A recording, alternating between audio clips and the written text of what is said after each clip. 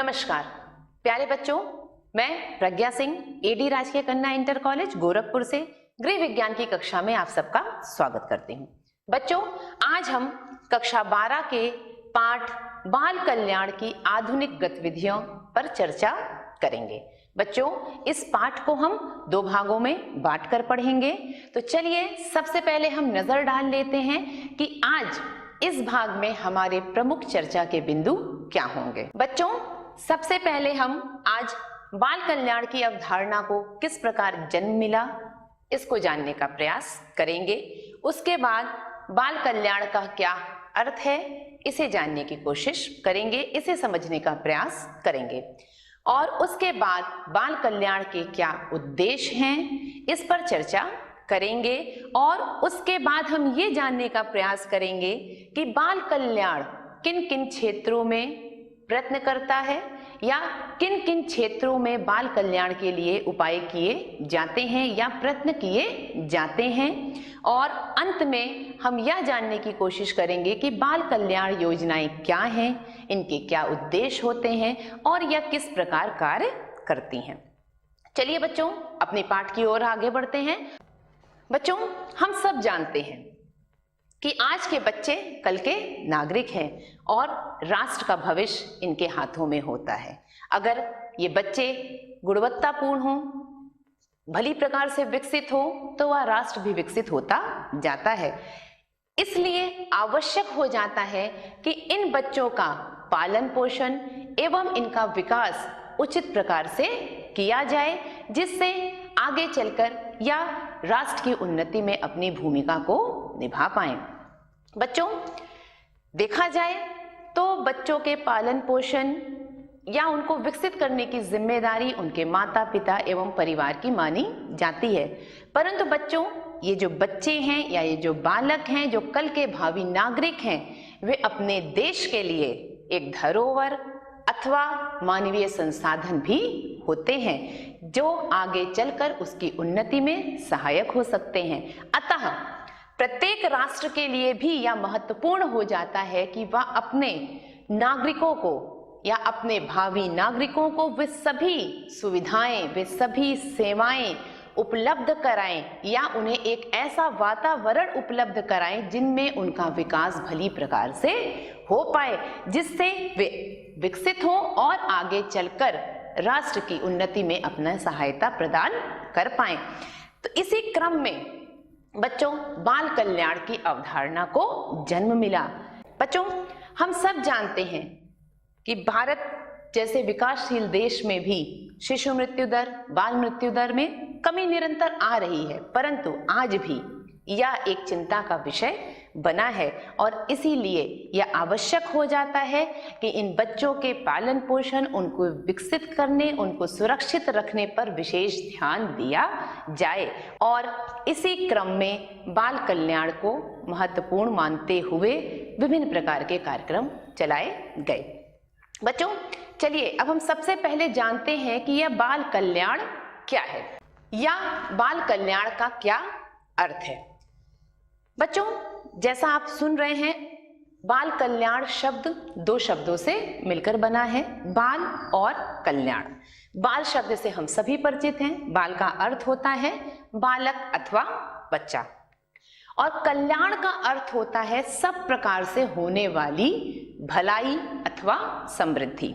और यदि हम इन दोनों अर्थों को एक साथ जोड़ दें तो बाल कल्याण का अर्थ हो जाता है बालकों का संपूर्ण कल्याण अथवा बालकों की सब प्रकार से होने वाली भलाई।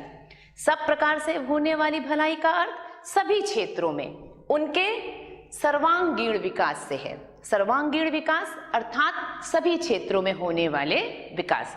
फिर उन विकास के लिए उसको जो भी उपाय या जो भी सुविधा, चाहे वह स्वास्थ्य संबंधी हो, चाहे वह उनके पोषण संबंधी हो अथवा शिक्षा से संबंधित हो, आदि विभिन्न क्षेत्र हैं, इन सब से संबंधित सभी उपायों को ही हम बाल कल्याण कहते हैं, जिन उपायों का उपयोग करके बच्चा अपने आप को पूर्णतः एक योग्य नागरिक के रूप में विकसित कर सके। इसे और बेहतर तरीके से समझने के लिए बच्चों मैं आपको एक छोटा सा उदाहरण देती हूँ। जैसे कि एक बीज को पनपने के लिए, उस बीज को पौधा बनने के लिए भी अनुकूल परिस्थितियां चाहिए होती हैं, और उनको जब तक अनुकूल परिस्थितियां नहीं मिलती हैं वह बीज पौधे का रूप नहीं ले पाता। ठीक इसी प्रकार से मनुष्यों में भी उनकी क्षमताओं का विकास तभी संभव है जब उन्हें अनुकूल परिस्थितियां मिलती हैं। जब अनुकूल परिस्थितियां मिलती हैं तो हमारी क्षमताओं का विकास भली प्रकार से हो पाता है। तो इसलिए, क्योंकि जैसा मैंने आपको बताया ही था कि प्रत्येक नागरिक राष्ट्रीय धरोहर है, इसलिए राष्ट्र का यह जिम्मेदारी हो जाती है कि वह प्रत्येक बालक को, जो कि कल का भावी नागरिक है, उनको एक ऐसी परिस्थितियां प्रदान करें जिनमें वह अपने आप को पूर्णतः विकसित कर सके। और इन परिस्थितियों को प्रदान करने के लिए वह विभिन्न प्रकार के उपाय या प्रयत्न या प्रयास कर सकता है।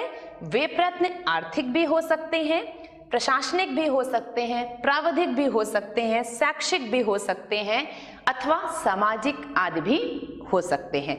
ये सारे प्रयत्न जो एक बालक को अनुकूल परिस्थिति दे रहे हैं जिससे कि वह अपने आप को पूर्णतः विकसित कर सके, या हम कह सकते हैं कि सभी बालकों को एक समान अवसर प्रदान कर रहे हैं जिनमें सभी बालकों का विकास भली प्रकार से हो पाए। वे सारे प्रयत्न बाल कल्याण कहलाते हैं। बाल कल्याण का अर्थ बालक के संपूर्ण कल्याण से है। इसके अंतर्गत वे सभी आर्थिक, प्रशासनिक, प्राविधिक, शैक्षिक और सामाजिक प्रयत्न आते हैं जिनका उद्देश्य प्रत्येक बालक को विकास एवं वृद्धि के लिए समान अवसर प्रदान करना होता है। जब बालकों को अवसर मिलेगा तभी वे अपनी क्षमताओं का विकास कर सकते हैं, और इन्हीं प्रयत्नों को जो उन्हें वे अवसर प्रदान कर रहे हैं को हम बाल कल्याण कहते हैं। इसके बाद हम चर्चा करेंगे कि बाल कल्याण के क्या उद्देश्य हैं। बच्चों, जैसा भी अभी मैंने आपको बताया ही कि बाल कल्याण का अर्थ ही होता है बच्चे को विकसित होने के लिए समान अवसर प्रदान करना।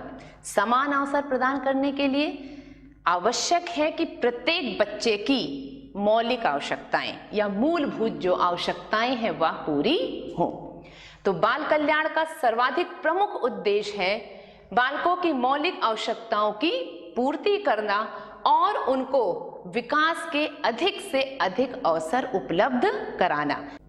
शारीरिक, मानसिक, शैक्षिक, व्यवहारिक एवं सांवेगिक विकास के लिए सेवाओं का आयोजन करना। बच्चों, मैंने अभी आपको बताया था कि बाल कल्याण सर्वांगीण विकास पर ध्यान देता है, अर्थात सभी क्षेत्रों में विकास। सभी क्षेत्रों का अर्थ यहाँ पर शारीरिक, शरीर से संबंधित, मानसिक, मस्तिष्क से संबंधित एवं मन से संबंधित, शैक्षिक, उनकी शिक्षा से संबंधित, इसी प्रकार से व्यवहारिक, उनके व्यवहार से संबंधित एवं सांवेगिक, उनके भावनाओं से संबंधित हर प्रकार के विकास के लिए सेवाओं का आयोजन करता है। कमजोर एवं पिछड़े बालकों को सुरक्षा प्रदान करना जिससे उनका विकास अवरुद्ध ना हो और वे स्वस्थ व्यक्तित्व विकसित कर सकें। प्रत्येक बच्चा एक जैसा नहीं होता है, इसलिए यदि कोई बच्चा कमजोर है या पिछड़ा है तो बाल कल्याण का यह उद्देश्य होता है कि वह उसे सुरक्षा प्रदान करे, उसे अवसर प्रदान करे जिससे वह भी खुद को विकसित करके बाकी बच्चों के बराबरी में आने का प्रयास कर सके और एक स्वस्थ व्यक्तित्व का निर्माण कर सके। ऐसे बच्चों के लिए जो अपनी व्यक्तिगत परिस्थितियों के साथ सामंजस्य स्थापित करने में कठिनाई का अनुभव कर रहे हों, उनके लिए विशेष प्रकार की सेवाओं का आयोजन करना। शारीरिक, संवेगात्मक, मानसिक और सामाजिक रूप से पीड़ित बच्चों के लिए आवश्यक चिकित्सा की व्यवस्था करना तथा उनके पुनर्वास का प्रबंध करना। जिन बच्चों को किसी भी तरीके से अगर प्रताड़ना मिली है और वह उससे पीड़ित हैं, तो उन बच्चों के लिए विशेष उपचार या चिकित्सा की व्यवस्था करना भी बाल कल्याण का प्रमुख उद्देश्य है। उन्हें दोबारा से समाज का हिस्सा बनाने के लिए जो प्रयास किए जाते हैं उन्हें ही हम पुनर्वास कहते हैं। रोगों से बचाव करना तथा स्वास्थ्य सेवाएं उपलब्ध कराना। इसके साथ साथ अंतिम बिंदु है आत्मनिर्भरता विकसित करना। बच्चों, ये सभी वे उद्देश्य थे जो बाल कल्याण सेवाएं ध्यान में रखते हुए कार्य को करती हैं, या ये कह सकते हैं कि इन्हीं उद्देश्यों के आधार पर प्रयत्न किए जाते हैं और उन्हीं प्रयत्नों को हम बाल कल्याण कहते हैं। तो आइए चलिए हम देखते हैं कि कौन कौन से ऐसे क्षेत्र हैं जिसमें बाल कल्याण सेवाएं उपलब्ध हैं। बच्चों, बाल कल्याण के प्रमुख क्षेत्र यहाँ पर आपको दिखाए गए हैं, जिसमें सबसे पहला है उपचारात्मक सेवाएं, दूसरा विकासात्मक सेवाएं, तीसरा सुधारात्मक सेवाएं, चौथा निरोधात्मक सेवाएं, पांचवा चिकित्सात्मक सेवाएं और अंतिम बिंदु है पुनर्वास संबंधी सेवाएं। ये वह क्षेत्र हैं जिनमें बाल कल्याण सुविधाएं एवं सेवाएं उपलब्ध कराता है, जिसका लाभ उठाकर एक बच्चा विकसित हो सकता है और योग्य नागरिक बन सकता है। चलिए अब हम जानने का प्रयत्न करेंगे कि इन सेवाओं में किस प्रकार की सेवाएं सम्मिलित हैं। बच्चों, जैसा मैंने अभी आपको कहा ही कि बाल कल्याण कई क्षेत्रों में कार्य करता है। सबसे पहला विकासात्मक सेवाओं में वे सभी सेवाएं सम्मिलित होती हैं जो एक बच्चे को विकसित कर सकती हैं अथवा उसके विकास के लिए महत्वपूर्ण हो सकती हैं। फिर वह सेवाएं चाहे शिक्षा से संबंधित हो, उसके पोषण से संबंधित हो, उसकी शारीरिक वृद्धि एवं विकास के निरीक्षण से संबंधित हो। बच्चों, हम सब जानते हैं कि रोग कई प्रकार के हो सकते हैं, शारीरिक भी हो सकते हैं, मानसिक भी हो सकते हैं, दिव्यांग बालक भी हो सकते हैं। इन सब को उपचार और चिकित्सा की आवश्यकता होती है। जो सेवाएं ऐसे रोगियों को उपचार उपलब्ध कराती हैं, वे सेवाएं इन उपचारात्मक सेवाओं के अंतर्गत आती हैं। तत्पश्चात पुनर्वास संबंधी सेवाएं, तस्करी अथवा यौन शोषण की शिकार महिलाओं एवं बच्चों को जो सेवाएं पुनर्वास कर उनके उज्जवल भविष्य की ओर ले जाती हैं, वे सेवाएं पुनर्वास संबंधी सेवाओं में सम्मिलित की जाती हैं। इसके अतिरिक्त निरोधात्मक सेवाएं, इन सेवाओं में कुछ कानून बना के अथवा कुछ नियम बनाकर बच्चों के विरुद्ध होने वाले अन्याय पर रोक लगाया जाता है तथा उन्हें कुछ ऐसी बुनियादी सुविधाएं प्रदान करते हैं ये कानून, जिससे वह स्वयं को विकसित कर सकते हैं। जैसे अनिवार्य शिक्षा। अनिवार्य शिक्षा के तहत प्रत्येक बच्चे को शिक्षा पाने का अधिकार है, जिससे वह स्वयं को विकसित कर सकता है। बाल श्रम निरोधक कानून के द्वारा कोई भी 14 वर्ष से कम बच्चे को किसी भी खतरनाक काम में नहीं लगा सकता है, जिससे कि बच्चे के विरुद्ध होने वाले अन्याय पर भी रोक लगाई जा सकती है। चिकित्सात्मक क्षेत्र। बच्चों, चिकित्सा संबंधी सेवाएं जैसे अस्पताल का निर्माण कराना, डिस्पेंसरी खुलवाना, क्लिनिक खुलवाना, बाल मार्गदर्शन केंद्रों की स्थापना करवाना इत्यादि, जहां पर भी चाहे किसी शारीरिक, मनोसामाजिक, मानसिक अथवा दिव्यांग के लिए चिकित्सीय सुविधा उपलब्ध हो, वे सारी सेवाएं चिकित्सात्मक क्षेत्र के अंतर्गत आती हैं। और अंतिम है सुधारात्मक सेवाएं। सुधारात्मक सेवाओं में सुधार के अवसर मिलते हैं। अपराधी अथवा उपेक्षित बालकों के लिए सुधारात्मक सेवाएं जैसे शिशु गृह, बाल गृह, विशेष गृह, संप्रेषण गृह आदि संस्थागत सुविधाएं प्रदान की जाती हैं। इन गृहों में बालकों को रखकर उन्हें यह अवसर दिया जाता है कि वह स्वयं में सुधार लाकर विकसित कर सकें स्वयं को और एक योग्य नागरिक में स्वयं को परिवर्तित कर सकें। बच्चों, अब हम आगे बढ़ेंगे और परिचित होंगे कि बाल कल्याण योजनाएं क्या होती हैं। अभी मैंने आपको बताया कि बाल कल्याण का अर्थ है सर्वांगीण विकास की ओर बच्चों को ले जाना। तो बच्चों, किसी भी देश की या किसी भी राष्ट्र की आर्थिक एवं भौतिक संपदा चिरस्थायी नहीं होती है जब तक उसकी मानवीय संसाधन अर्थात उसके नागरिक गुणवत्ता युक्त ना हो। अगर मानवीय संसाधनों में यह गुण है कि वह इन संपदा का भरपूर उपयोग कर सके और उसे विकसित कर सके, तो ही देश आगे बढ़ सकता है और तरक्की कर सकता है। इसलिए आवश्यक हो जाता है कि इन नागरिकों के लिए विभिन्न प्रकार की राष्ट्रीय नीतियां निर्धारित की जाएं। और आपको बताया ही गया कि प्रत्येक बालक भावी नागरिक है, इसलिए इन राष्ट्रीय नीतियों में बालकों के लिए कार्यक्रमों को महत्वपूर्ण स्थान मिलना ही चाहिए।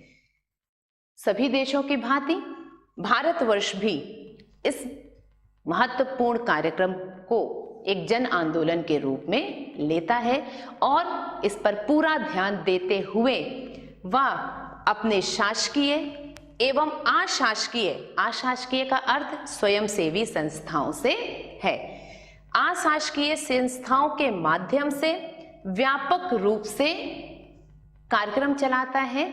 ये सेवाएं दो प्रकार से देखी जा सकती हैं। पहली, केंद्रीय योजनाएं। यह योजना केंद्रीय सरकार द्वारा लागू की जाती है और पूरे देश में समान रूप से लागू होती है। इसके अलावा दूसरा है प्रादेशिक योजनाएं। यह योजनाएं प्रत्येक प्रदेश अपनी जनसंख्या अथवा अपने नागरिकों की आवश्यकताओं को ध्यान में रखते हुए प्रादेशिक स्तर पर लागू करती है। चलिए अब हम देखेंगे कि किस प्रकार से केंद्रीय योजनाएं और प्रादेशिक योजनाएं कार्य करती हैं। सर्वप्रथम हम केंद्र में किए जाने वाले कार्यों पर चर्चा करेंगे। बच्चों, भारत सरकार भी काफी लंबे समय से बाल कल्याण की दिशा में कार्यक्रम चला रही है और कार्य कर रही है, और उसमें जिस बिंदुओं को उसने महत्वपूर्ण स्थान दिया है वह कुछ इस प्रकार है कि प्रत्येक बालकों को संपूर्ण विकास के लिए अवसर प्रदान किए जाएं। आपको मैंने बताया ही था कि कोई भी क्षमता तभी विकसित हो सकती है जब उसको अनुकूल स्थितियां मिलती हैं। इसी क्रम में भारत सरकार भी यह चाहती है कि अपने प्रत्येक नागरिक को वह अधिकतम अर्थात अधिक से अधिक अनुकूल परिस्थितियां उपलब्ध कराए और उन स्थितियों का प्रत्येक नागरिक भली प्रकार से उपयोग कर सके, वह इस बात पर भी विशेष ध्यान देती है और उसकी समुचित व्यवस्था करती है। समस्त बालकों के लिए एक व्यापक कार्यक्रम चलाया गया।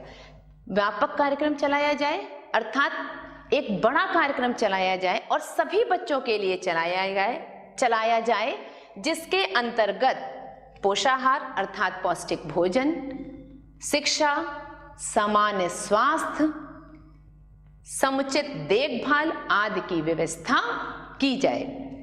गरीब व असहाय बच्चों के लिए अनौपचारिक शिक्षा, जिससे उन्हें भी पढ़ने का मौका मिले, पाठ्यक्रम में बाधित ना हो यह शिक्षा, सबको सीखने का अवसर मिले, खेल खेल में सीखकर वह आगे बढ़ सकें। अनिवार्य शिक्षा और साथ ही साथ निःशुल्क शिक्षा की भी व्यवस्था की जाए, अर्थात प्रत्येक स्थिति में प्रत्येक बच्चा शिक्षित हो। इसके अतिरिक्त विशेष सहायता कार्यक्रम के अंतर्गत सबको समान अवसर उपलब्ध हो पाए। अनुसूचित जातियां, अनुसूचित जनजातियों के लिए विशेष सहायता उपलब्ध कराना, सामाजिक रूप से अक्षम तथा बाल अपराधी प्रवृत्ति वाले बालकों को उपयोगी नागरिक बनाने के लिए मदद देना भी भारत सरकार का प्रयास है। 14 वर्ष से कम आयु के किसी भी बालक को किसी भी खतरनाक व्यवसाय में ना लगाया जाए। इस चीज पर रोक लगाई गई है कि किसी भी बच्चे से बाल मजदूरी या बाल श्रम ना कराया जाए। स्कूलों में, सामुदायिक केंद्रों में और ऐसे ही अन्य संस्थाओं में शारीरिक शिक्षा, खेलकूद और दूसरी मनोरंजक एवं सांस्कृतिक और वैज्ञानिक गतिविधियों को प्रोत्साहन दिया जाए, जिससे बच्चों का विकास सभी क्षेत्रों में हो पाए। मानसिक दृष्टि से मंदबुद्धि, शारीरिक दृष्टि से अक्षम तथा भावनात्मक दृष्टि से विक्षुब्ध बालकों को विशेष उपचार दिया जाए, उन्हें शिक्षा प्रदान किया जाए, उनकी उचित देखभाल की जाए और उनके पुनर्वास की व्यवस्था की जाए, जिससे वह भी विकसित होकर सामान्य नागरिकों की भांति जीवन बिता सकें।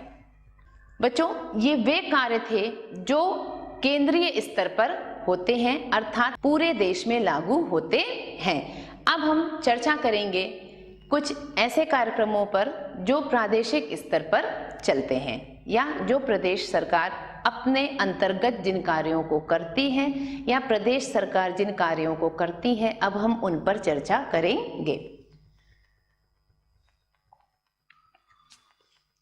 प्रादेशिक योजनाएं प्रत्येक प्रादेशिक सरकारें अपने अपने स्वास्थ्य मंत्रालयों एवं विभाग द्वारा उपलब्ध कराती है बाल सेवाओं एवं सुविधाओं के रूप में। प्रत्येक बच्चे तक ये सुविधाएं और ये सेवाएं पहुंच पाए, इस चीज को ध्यान में रखते हुए प्रादेशिक सरकार नगर में और गांवों में अलग अलग सुविधाएं उपलब्ध कराती है। तो प्रदेश सरकार द्वारा चलाई जाने वाली योजनाओं को हम दो भागों में बांटकर पढ़ेंगे, ग्रामों में किए जाने वाले कार्यों का विवरण और दूसरा नगरों में किए जाने वाले कार्यों का विवरण। सर्वाधिक प्रमुख कार्य इसमें है सामुदायिक केंद्रों की स्थापना करना, जिसका प्रमुख कार्य लोगों को स्वास्थ्य संबंधी शिक्षा देना है, उन्हें जागरूक करना है कि वह अपने स्वास्थ्य के महत्व को समझ सकें। गांवों के अतिरिक्त विकास खंडों में प्राथमिक स्वास्थ्य केंद्र खोले जाते हैं। आज लगभग सभी विकास खंडों में प्राथमिक स्वास्थ्य केंद्र उत्तर प्रदेश सरकार के द्वारा खोले जा चुके हैं, जहां ग्रामीणों को निःशुल्क चिकित्सा सुविधाएं मिलती हैं, जिससे वह अपने स्वास्थ्य की भली प्रकार से देख रेख कर सकें। और इन केंद्रों पर विशेषता गर्भवती महिलाओं को प्रसव पूर्व, प्रसव के दौरान तथा प्रसव के बाद एक शिशु की देखभाल किस प्रकार करनी है, इस पर परामर्श भी दिया जाता है। इसके साथ ही साथ परिवार नियोजन केंद्रों की स्थापना करना, जहां पर उपयुक्त परामर्श के साथ साथ सुविधाएं एवं सहायता भी उपलब्ध कराई जाती है, जिससे वह अपने परिवार को नियोजित कर उसे एक सही आकार दे। इसके साथ साथ बच्चों, ग्रामीण स्तर पर किए जाने वाले कार्यों में एक महत्वपूर्ण कार्य है जन स्वास्थ्य परिचारिका की व्यवस्था करना, जिसे हम स्वास्थ्य चर, आशा बहुएं, हेल्थ विजिटर इत्यादि के नामों से जानते हैं। यह जन स्वास्थ्य परिचारिकाएं घर घर जाकर स्वास्थ्य संबंधी शिक्षा देती हैं, जिससे ग्रामीण महिलाओं को गर्भावस्था के दौरान एवं प्रसव के बाद किस प्रकार का आहार ग्रहण करना है, किस प्रकार से स्वयं का और अपने शिशु का ध्यान रखना है, इन बातों की जानकारी मिल सके। और साथ ही साथ एक परिचारिका को अथवा एक स्वास्थ्य परिचारिका को एक निश्चित संख्या में गर्भवती महिलाओं को, शिशुओं को और बालकों को जिनकी आयु 6 वर्ष से कम हो की देखभाल करने की जिम्मेदारी उठानी होती है। इसके साथ साथ दाइयों को प्रशिक्षित करना। प्राथमिक स्वास्थ्य केंद्रों पर प्रसव कराने के लिए प्रशिक्षित दाइयों की भी आवश्यकता होती है, इसलिए इन कार्यों में यह एक महत्वपूर्ण कार्य है कि दाइयों को प्रशिक्षित किया जाए, जिससे कि वह सुरक्षित प्रसव कराने में सफल हो पाए। अभी हम ये देखेंगे कि ये प्रादेशिक सरकारें नगरों में किस प्रकार के कार्य करती हैं। नगरों में बाल कल्याण संबंधी योजनाएं में सर्वाधिक प्रमुख है मातृ शिशु कल्याण केंद्रों की स्थापना करना, जहां माता और बच्चा दोनों के स्वास्थ्य की देखभाल की जाती है। इन केंद्रों में विभिन्न प्रकार की सुविधाएं उपलब्ध कराई जाती हैं जो कि चरणबद्ध हैं। प्रसव से पूर्व की सुरक्षा। प्रसव के पूर्व में इन केंद्रों पे प्रसव के पूर्व गर्भवती महिलाओं के स्वास्थ्य की जांच निःशुल्क की जाती है और उन्हें उस जांच के आधार पर परामर्श दिया जाता है। प्रसव के दौरान सुरक्षा। प्रसव के लिए इन केंद्रों पर सुव्यवस्थित प्रसव गृह की व्यवस्था करना, अर्थात जहां पर एक सुरक्षित प्रसव कराया जा सके ऐसी सुविधाएं उपलब्ध कराना और प्रसव के दौरान महिलाओं को कुशल चिकित्सक एवं प्रशिक्षित नर्सों की सेवाएं मिल सकें इस बात पर विशेष ध्यान देना और प्रसव के बाद की सुरक्षा, अर्थात जन्म के बाद माता एवं बच्चे दोनों की नियमित जांच होना, जिससे समय रहते यह पता चल सके कि बच्चे को कोई रोग अथवा माता को कोई समस्या है अथवा नहीं, जिससे रोग का पहचान करके रोगग्रस्त होने पर उनकी निःशुल्क उपचार भी किया जा सके, उनको वे सुविधाएं व चिकित्सा प्रदान की जा सके जिससे वह उस रोग से मुक्त हो सके। इन चीजों पर विशेष ध्यान दिया जाता है और विभिन्न प्रकार के खतरनाक रोगों से बचाव हेतु टीकाकरण की सुविधा भी इन केंद्रों पर उपलब्ध होती है, जिसका उपयोग कर हम विभिन्न प्रकार की बीमारियां जैसे काली खांसी, टिटनेस इत्यादि से बचाव कर सकते हैं। बच्चों, इसके अतिरिक्त नगरों में शिशु चिकित्सालयों की स्थापना कर बाल रोगियों के लिए शैया अथवा बेड की व्यवस्था करना, जिससे कोई भी बाल रोगी ऐसा ना हो जिसे समय पर इलाज ना मिल पाए। महिला चिकित्सालयों की स्थापना करना, सामान्य चिकित्सालयों में शिशु रोगियों के लिए विशेष व्यवस्था करना, उसका भी उद्देश्य यही है कि प्रत्येक शिशु को रोगग्रस्त होने पर समय पर चिकित्सीय सुविधाएं उपलब्ध हो पाएं। प्रशिक्षित दाइयों एवं नर्सों को प्रसव कराने की छूट देना, जिससे कि प्रशिक्षित दाइयां घर पर अथवा सामुदायिक केंद्र पर सुरक्षित प्रसव करा सकें। परिवार नियोजन संबंधी परामर्श एवं शिक्षा देने की व्यवस्था करना। बच्चों, उम्मीद है आज आप परिवार कल्याण की अवधारणा से कि क्यों परिवार कल्याण को जन्म दिया गया, उसके अर्थ से किन किन क्षेत्रों में वह सुविधाएं उपलब्ध कराता है, परिवार कल्याण योजनाएं क्या होती हैं और वह किस प्रकार किन स्तरों पर कार्य करती हैं, इन सबसे भली प्रकार से परिचित हो गए होंगे। अंत में आज के इस भाग से संबंधित कुछ प्रश्न यहाँ पर हैं जिन पर हम चर्चा करेंगे। वे कुछ इस प्रकार हैं। बाल कल्याण से क्या तात्पर्य है, इसके प्रमुख उद्देश्य की व्याख्या कीजिए।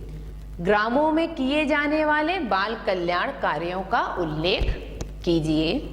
नगरों में किए जाने वाले बाल कल्याण कार्यों का उल्लेख कीजिए। और बच्चों, भारत सरकार अपने भारत देश में कौन कौन सी प्रमुख योजनाएं इस समय चला रहा है, कौन कौन सी ऐसी गतिविधियां हैं जिन पर वह काम कर रहा है, जिससे कि वह बाल कल्याण की अपनी इस अवधारणा को सफल कर सके, इस पर चर्चा हम अपने अगले भाग में विस्तार से करेंगे। धन्यवाद।